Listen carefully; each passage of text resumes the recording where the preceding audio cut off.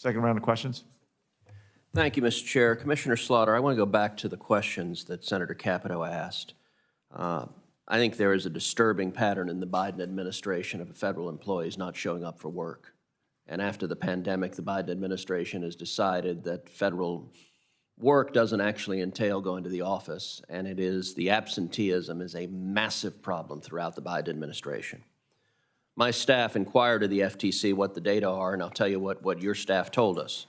As of June 30th, 103 staff, approximately 8% of the FTC employees, are working remotely. Now, that on its face doesn't sound horrific. 8% of the staff is teleworking, not going into the office at all. They then continue to say the remaining 92% of the workforce are reporting to the office on a regular recurring basis. Well, regular recurring basis sounds good until they specify, and this is based on the badging. So the badges, when you're coming in and out of the office, there are records. According to the FTC, of the, quote, regularly recurring working staff, 60% of them are showing up to work 1 day a week. Another 20% are showing up to work 2 days a week. And another 20% are showing up to work 3 to 5 days a week. Notice 3 to 5 doesn't specify. So we don't know how many are showing up 5 days a week. I got to tell you, when I was at the FTC in 2001 and 2002 and 2003, to the best of my knowledge, every single employee showed up at the office 5 days a week unless they were sick or on vacation, because it was a job. It was a job for the American people, paid for by the taxpayers.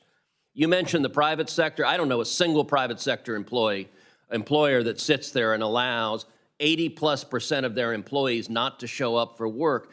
Do you think it is being faithful to the American people that under your leadership and Chair Khan's leadership, although she has now left, that over 80% of the employees are showing up to work 2 days a week or less?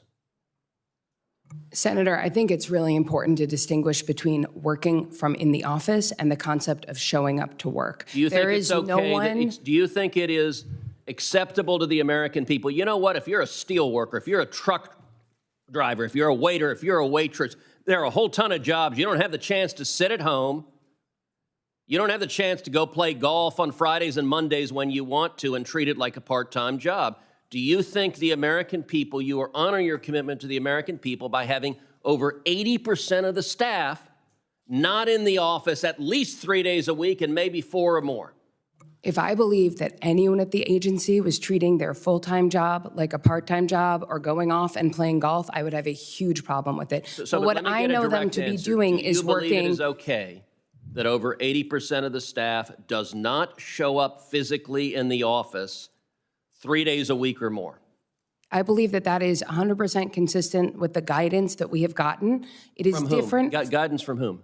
I believe the Office of Personnel Management, but I want to get back to you about it. I believe you because it's a problem throughout the Biden administration. The Biden administration has decided federal employees don't need to show up to work, and I'll tell you, the rest of the country shows up to work. So that is distressing. Let's shift to another look, and I think this is endemic of an attitude, which is that this agency is unaccountable. When you and I sat down and talked, I asked you about multiple oversight letters I had sent to the agency that you still had not responded on. Do you have any of those oversight responses here today? Well, Senator, as you know, I'm not the chair of the agency. The letters are directed at the chair's office, and the chair's office is charged with responding. So it is the chair that is being recalcitrant. I believe you there. Let's go back to the chair. We talked about how the chair deliberately disregarded the advice of the designated agency ethics official, and then you and Commissioner Bedoya voted with the chair to forcibly redact Commissioner Wilson's dissent, letting the public know that.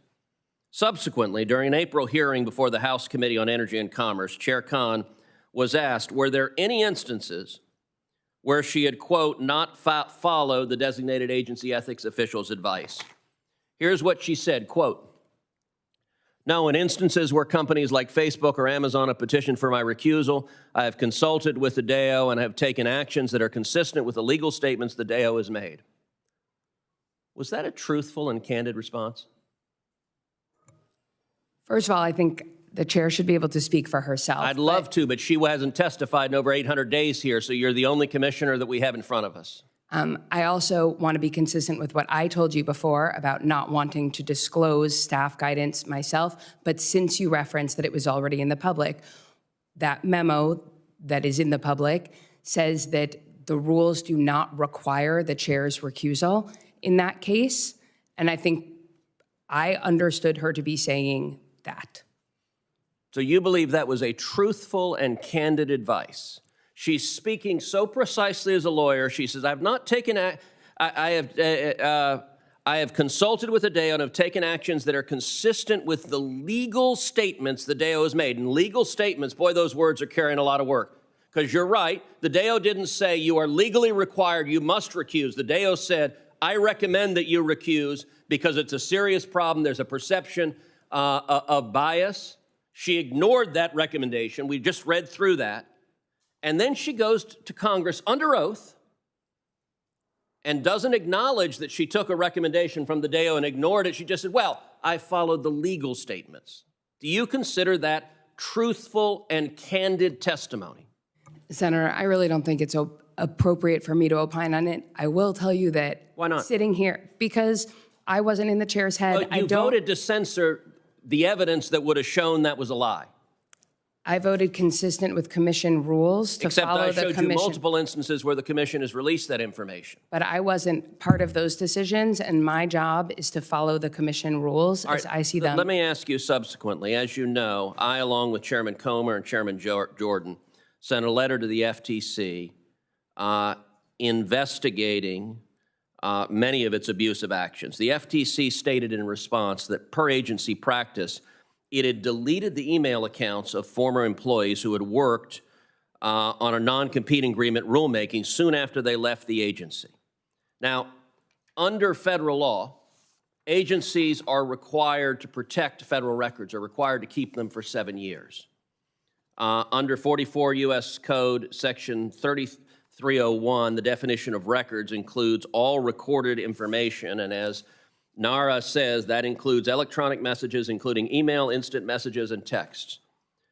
Why is the FTC purging its emails of all of the emails of employees as soon as they leave? And in particular here, you've got 2 employees that came from left-wing advocacy groups that went and worked at the FTC, and as soon as they leave, you erase all of the records in direct contravention of federal law and acting to shield those records from investigation from congressional oversight.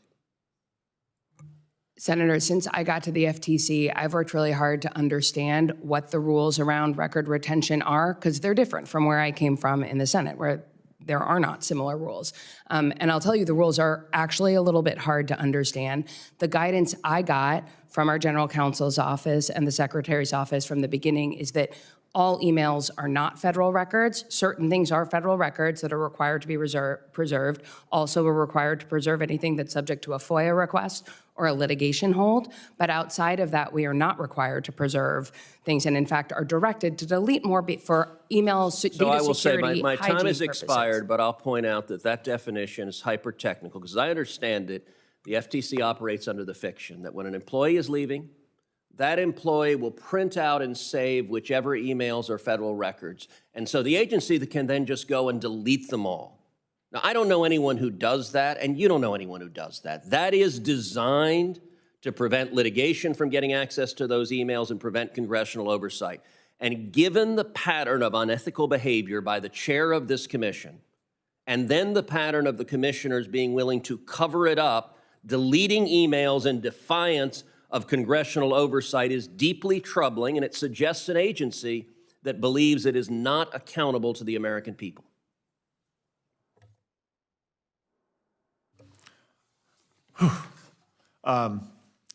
Thank you all.